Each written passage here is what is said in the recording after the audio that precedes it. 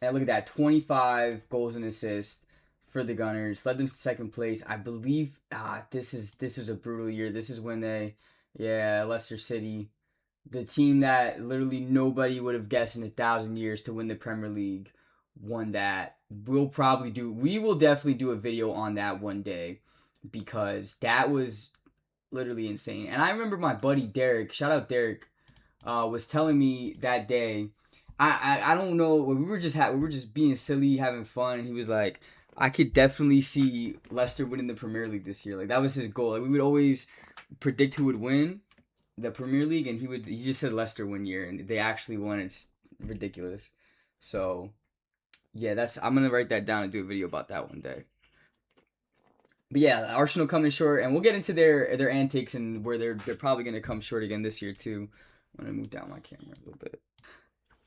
The Knicks this year, I'm not alright, but I'm gonna get into that when it comes to the predictions, so for basketball after hockey we go talk a little bit about. We're gonna do soccer and then we're getting into basketball. But real quick, the Knicks, honestly, shout out Melo, right?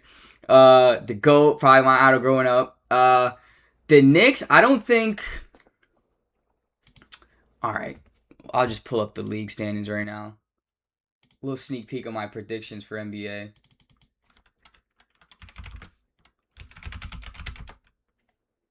So the Knicks finished third this year. I don't know how we didn't win the East, right? Going into it, I mean, the Cavs got really good. They got James Harden from the Clippers. They let go of Darius Garland. He wasn't really doing too good this year, right? But that wasn't even a thing at the time. The Celtics didn't have Jason Tatum. We thought they were going to be like 4th, 5th.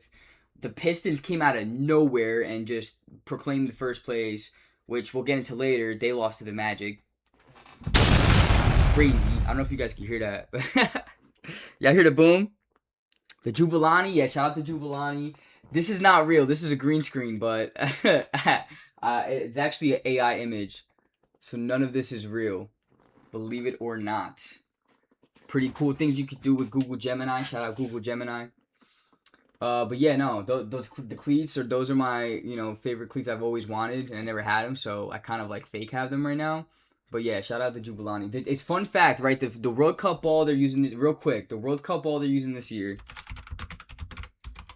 And this is a rumor, right? But it just shows to the level of ball in which we know.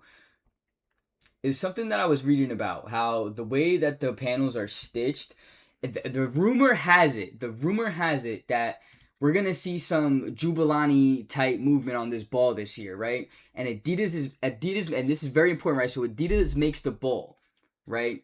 Who did really good with the Jubilani in the 2010 World Cup in South Africa? Diego Forlan. Diego Forlan was I believe Diego Forlan was the top goal scorer in the 2010 World Cup.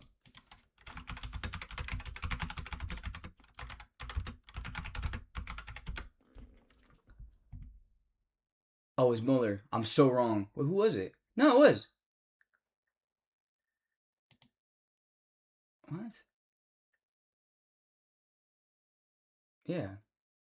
5 goals. Diego Forlan. Why is Google telling me Thomas Muller? The reason the rumor has it that the reason Diego Forlan did so well with the Jubilani in the 2010 World Cup is because Adidas sent him the ball soon. So they're saying that Lamine Yamal is gonna have a wicked crazy year this year because he's already practicing with this ball. So they're saying that the ball might be, have some Jubilani movement to it and like some knuckling and dead ball. So yeah, that's the rumor has it, right? Heard it here. If somebody's definitely talked about it before, but now you're hearing it on Global Sport Report. Is Lamine Yamal gonna be a Ronaldo or Messi? I mean, he really might. So I've been watching a lot of videos on Michael Olise, who's a right winger for Bayern Munich, and they're saying like it's between him and Lamal for like who's gonna be the future. Lamal is like 18 years old. I really like the way he plays. He operates like a true La Masia graduate, which is their academy, and I do think Messi and Ronaldo is just so hard to reach that level. Now, let's say Mbappe. Do I think he gets to Mbappe level? Absolutely. He already has a Euros, and I think he won it when he was like 17. Like, the kid is a stud. Olise is better than Lamar right now, but because Lamar is so young, I think that he has a lot of potential. So, he's got 18 assists for Bayern and 12 goals, 30 output in the Bundesliga this year. Olise 22 assists to Lamal's 13. Lamal has 4 more goals. Olise's style is more pass heavy though. Pretty much identical pass accuracy. Progressive carries. Ooh, look at that. Yeah. Yeah.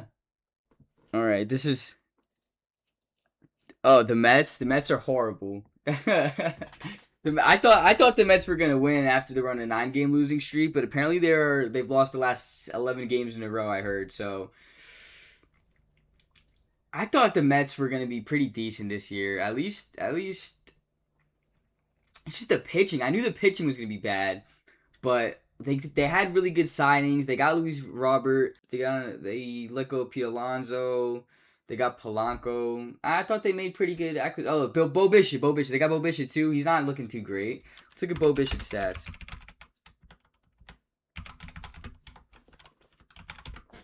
Oh, they did get Semien. Freddie Peralta, not Pereira.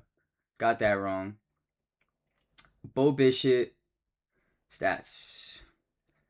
Luke Weaver, Devin Williams. Yeah. You guys. I mean, guys did good arms, but we saw what Williams did for New York last year. Wasn't great. Weaver didn't do great for the Yanks either.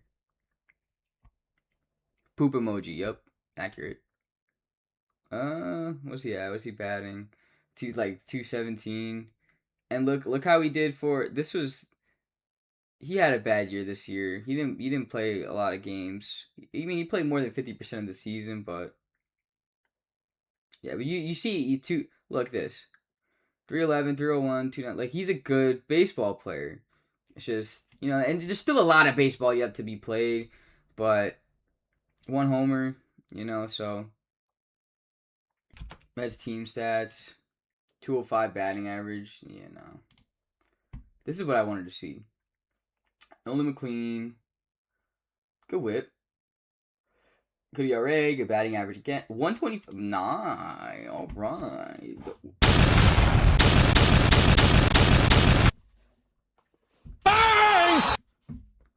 Okay. No, I knew he was gonna be real good this year. Freddie Peralta, decent whip. Oh, they did get Tobias Myers. I forgot about that. Yeah, they picked up a lot of good people. And theoretically, I mean, again, this is the thing about picking up and signing a lot of people in sports, right? Like, you just gotta give them time, right? You gotta give them time to work with each other. It's a new atmosphere. You guys are Tommy Pham? What? That's crazy. Tommy Pham once beat up a dude for because of fantasy football, I believe, 1 year. He slapped San Francisco Giants outfielder it was Jock Peterson? Oh, I forgot. In the face during batting practice over a fantasy football dispute. He said he was cheating and he got put on the injury reserve. Tommy Pham, man. All right. So, first thing for soccer news, we have all right, Manchester City versus Arsenal. Again, my Gunners not coming up when they need to, not when they need to deliver. And I had a feeling that it was going to be the case, right? Because the game on last Wednesday versus Sporting and ended 2-2, 0-0, right? We advanced on aggregate 1-0. I just, the way we were playing, the passes didn't look crisp. I had a feeling that we were going to be in for a huge game. Not a good performance on this Sunday that just happened. Guys, I'm going to show you guys Manchester City won 2-1. It was a crazy game. It was a very entertaining game. As you can see, a lot of shots, a lot of chances that Arsenal just didn't capitalize on and just didn't put it over the line. I wasn't mad about the performance, but I wasn't ecstatic about the performance. This one stinks, man. And they scored in the 16th minute. It was a disgusting goal by Turkey. Sorry. Yeah, they stepped over our defenders, put it bottom left. It was really nice. It's just one that, as a fan of the conceding team, you stand back, you look at it, and you're like, oh my gosh, like I can't even be mad at that. That was a great goal. And then right after that, Donnarumma fumbles the ball at his line, and Havertz just goes ahead and scores in a really tight angle. Yeah, it was, we got very lucky on that one, and then Erling Haaland just punches it in. It was not fun. Haaland and Gabriel, our center back, number 6, he and Haaland were getting into it, as they always do. Had a little back and forth, pushing each other with the head. And yeah, man, it was just a very physical game, a very tense game. This is the biggest game for Arsenal in their recent history. I mean, they've been first place all year, right? They had a bad game last weekend against Bournemouth. That's when people were like, "Oh, this is probably City's time to, capitalize." And unfortunately, it looks like they might get that done. Now, if we take a look at the standings for the Premier League, right? Arsenal have played 33 games. Manchester City has played 32 games. Arsenal has one more win. So in theory, if Manchester City plays the one game they're missing and they win, we will be tied. Depending on the goal difference, Arsenal would win the title in terms of the next games they have played. But honestly, it's the most Arsenal thing to do, and lose and bottle the league, right? They're known for bottling a lot of things, right? And it bemuses me how you could be in the same position over and over and over again. You can't figure it out. Arsenal lose 3 out of 4 games. Well, they play 6 games. They lose 3 to 4 games. Okay, I see what you're saying. That's a little extreme. I don't know about that. I could see us beating Fulham. I see us tying Newcastle, beating Fulham, beating West Ham, beating Burnley. Maybe we'll lose to Crystal Palace. Who knows? City still have a game in hand. You guys lost. They have a game in hand, but if they win it, we'd be tied. So it's about who wants it more. And watching the game on Sunday, it looked like it wasn't us that wanted the game more. The next thing, we'll get into Champions League predictions. So we're kind of talking about Arsenal still. Sorry for any Tottenham fans. If you're offended by me continuing to talk about Arsenal. Matter of fact, we could talk about Tottenham real quick. What do you think about Tottenham? I'll tell you what I think about Tottenham. I think Tottenham is shit. Not even only do I think Tottenham is shit, but I know it as well. If we take a look at the league standings, we can see that Tottenham are in the relegation zone currently. 31 points. Arsenal gonna do the quadruple bottle. Maybe. But we're talking about Tottenham right now, man. We're talking about Tottenham. Tottenham have 31 points in the Premier League. Ugh. You know what? It's not even yucky for me. It's fire.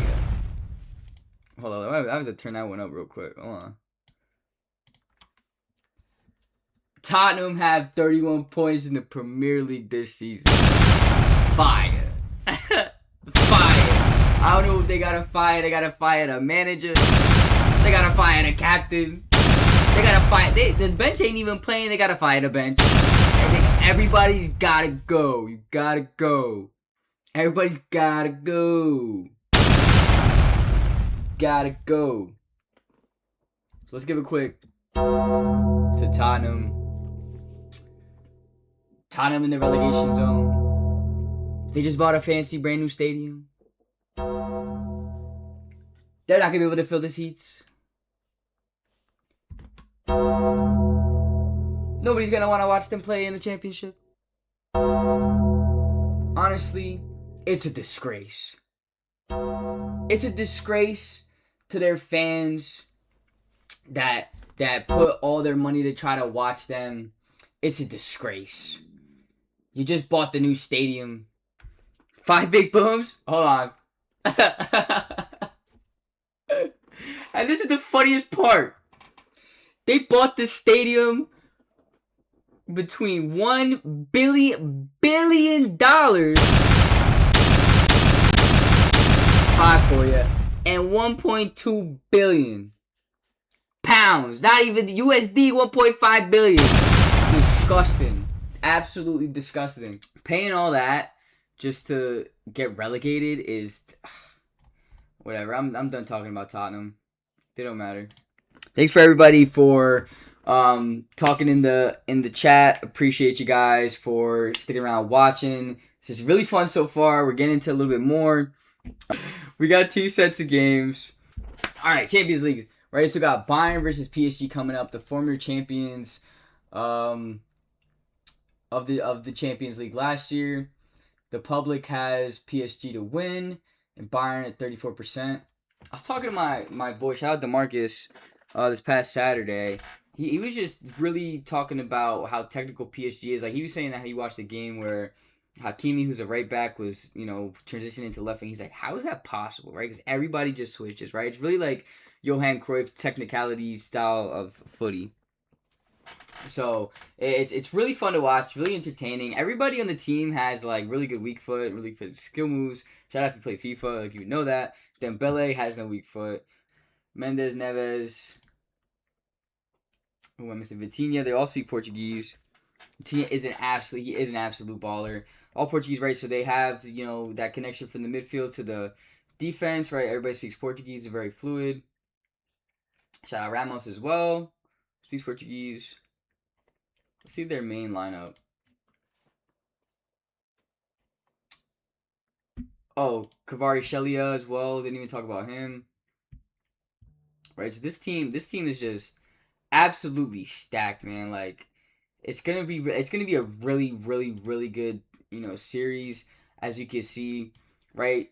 Talking about perspective. So basically, Real Madrid dusted City, and City dusted Arsenal, just to give you comparisons, and then Bayern dusted Real Madrid to just show you the levels to this, right? Even on here, 24% have it being a draw, and again, it's just going to be a really good team. Now we look at Bayern. Again, Bayern is having a great season. They have confirmed to win the Bundesliga already, as you can see, celebrating already. Yeah, they won the 15. I mean, this is lost one. Bayern lost one game this season. Olise, 30 goals and assists. Harry Kane, 37 goals and assists. Luis Diaz, 28 goals and assists. Like, this team is insane. Serge Gnabry, 14 goals and assists. Shout out that voice crack.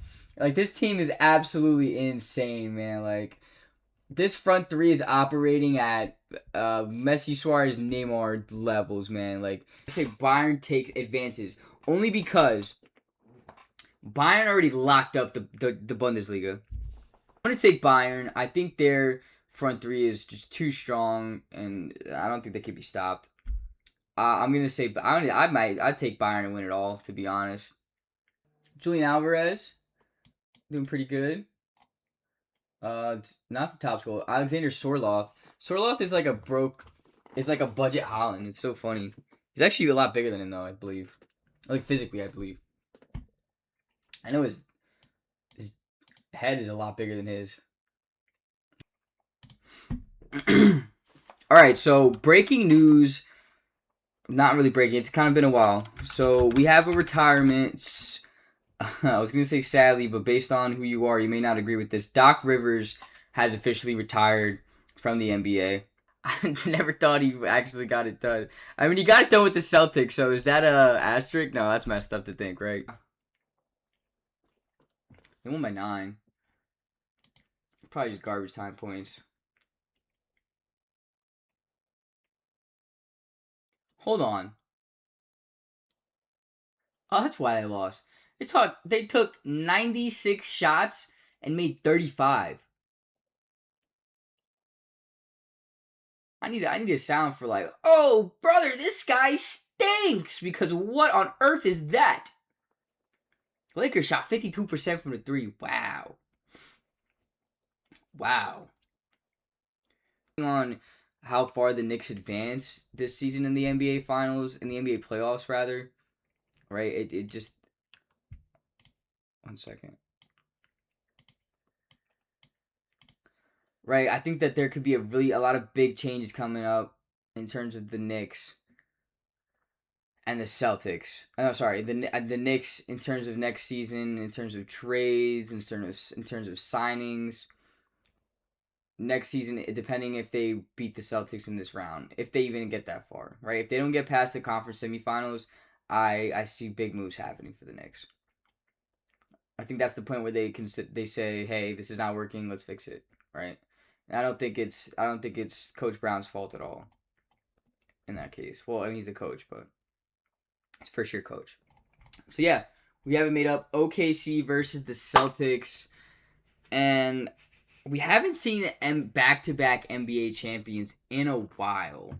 The last one, I believe, was the Warriors, right? OKC versus Celtics. Again, it's been a while, so the odds in terms of back-to-back champions is not looking too great. But I mean, the way that they're playing basketball, man, the best team in the league.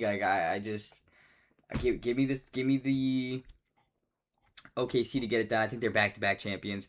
I think this solidifies that this is a dynasty and that this is not going to change.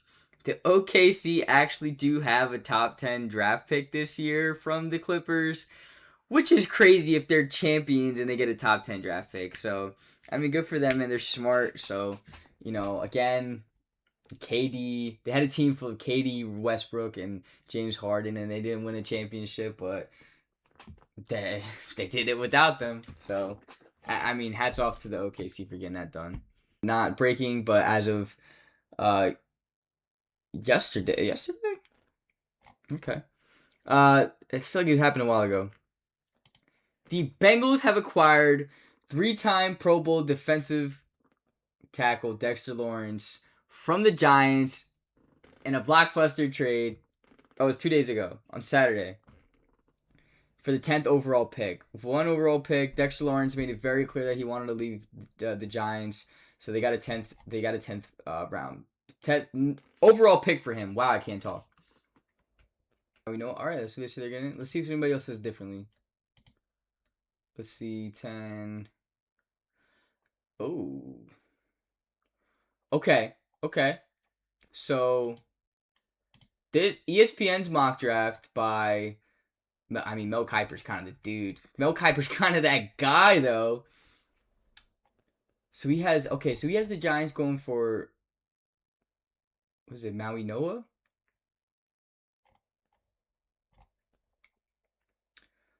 Caleb Downs, Ohio. That's pretty good.